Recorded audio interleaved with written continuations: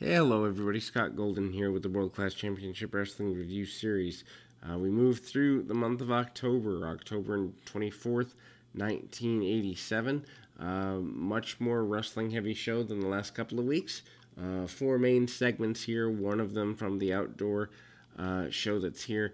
But Percy Pringle presents Ted Arsini against Sweet Brown Sugar. This meant for Arsini to get a bit of a shine. They're trying to do things with him, trying to get more out of him here. Did not know that he is announced as being from Boston, Mass. Did not know that he was from my old New England stomping ground, so I learned something there. Big clothesline by Arsini, and I mean, it doesn't matter what you do. This guy, bigger and bigger every time out. Lots of power, but just not a good wrestler. Arsini, uses that top rope as a guillotine type thing. Percy Pringle on the outside laughing at Sweet Brown Sugar and certainly going, Arsini going after him a bit. Very much brawling and all of that. They go out to the floor a second time, going out to the floor basically to mask the inability of Ted Arsini. Referees come out having to break things up there, and nothing really gets settled.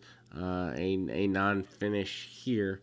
Then we kind of move forward into Steve Simpson, Eric Emery. They're fighting on the floor almost from the beginning of that match. They don't even they brawl all around the arena from the beginning. Of course, the use of the trying to cut the hair, the use of the trying to cheat to get the light heavyweight championship. Simpson, in this case, Sean Simpson, is just trying to get even with Eric Emery, and the crowd is solidly behind the youngster, still a teenager, and I think Dallas at this point still has the teenage female audience. Steve Simpson, a good idea from that perspective. They go back to the floor, double axe handle by Emery, off the apron onto the floor, which you don't normally see. Then we see Emery goes into the steel ring post. Simpson tries to keep the match going back his way. Emery spends a lot of time on the outside of the ring as we kind of see him trying to stall, break the match down a little bit, trying to get any advantage he can to hold on to that light heavyweight championship. And there's a lot here just in terms of mental manipulation. They brawl all throughout the crowd. Not a lot to be handled there. They hype the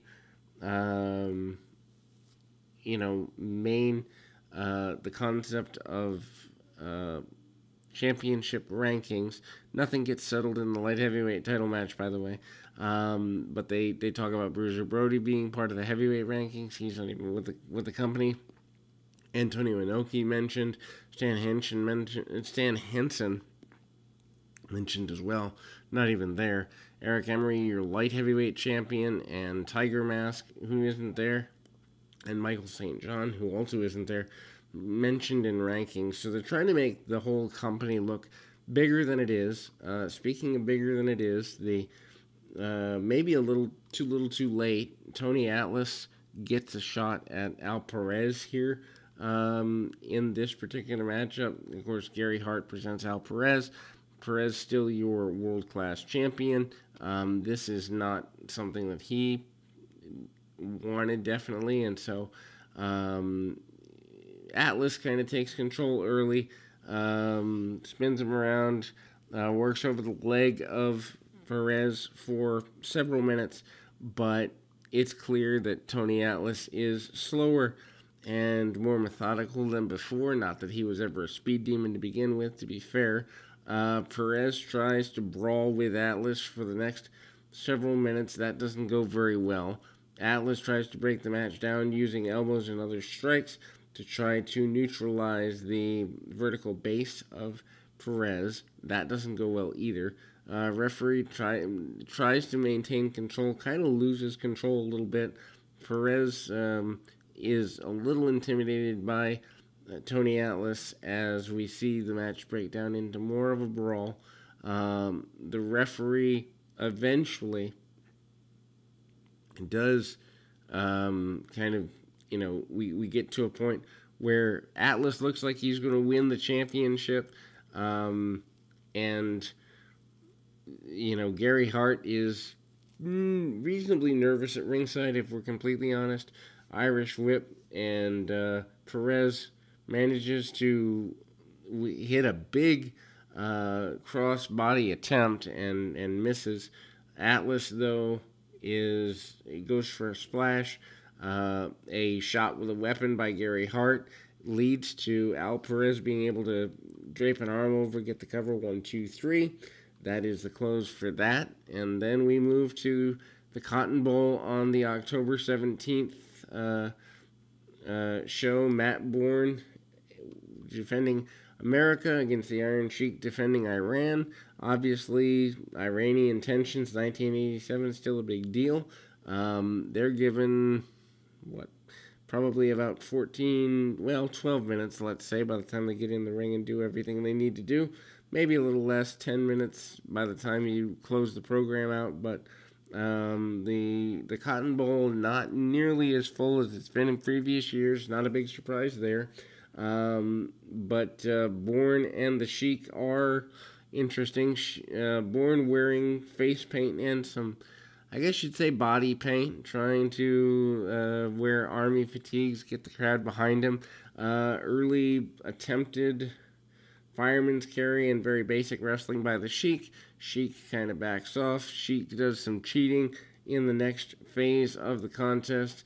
Irish Whip, and as you can imagine, Sheik hits a clothesline that's pretty brutal. Sheik tries to get every advantage he can get, breaks down and uses an attempted chinlock and other submission-style holds on Bourne. Bourne and the Sheik seems like a really odd matchup, and it's not great, but it's not horrible. Bourne, though, with a suplex reversal, gets things going back his way. Matt Bourne, the American hero, just doesn't make sense to my brain. I don't think it ever would, but where are you going to go with it? Bourne has been here for a couple of years at this point.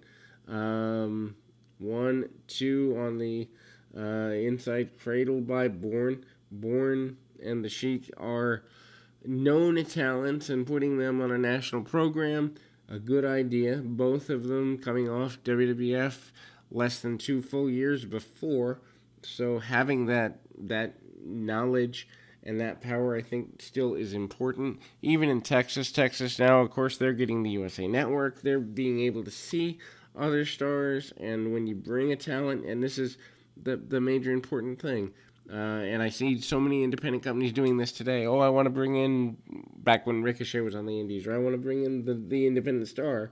Does anybody know? Do your fans know who that star is? Anyway, Sheik uses the ropes to try and gain a victory. Sheik tries to break things down as quick as he can.